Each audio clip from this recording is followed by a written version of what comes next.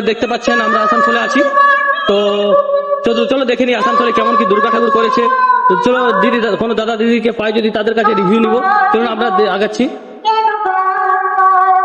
তো হ্যালো দাদা, একটু শুনবেন? বল। তো বলছি দাদা আপনি কোথা থেকে এসেছেন? পুরুলিয়া থেকে।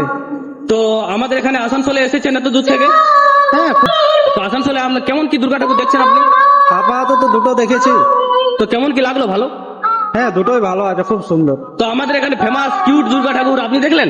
হ্যাঁ, দেখলাম, খুব সুন্দর, ছোট বাচ্চা টাইপের করেছে, খুব সুন্দর, নতুন একটা।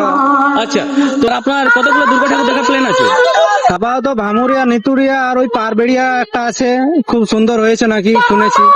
আচ্ছা, তো আমাদের এখানে মোটামুটি আপনার ভালো লেগেছে? হ্যাঁ, খুব সুন্দর হয়েছে। মোটামুটি লেগেছে না অনেক ভালো লেগেছে? না, খুব সুন্দর করেছে। আচ্ছা, তো আমাদের আসানসোলে তাহলে আপনাদের সবার মন জয় করতে পারছে? হ্যাঁ, খুব সুন্দর। তো আপনাদের পুরুলিয়াতে কেমন কি হয়েছে?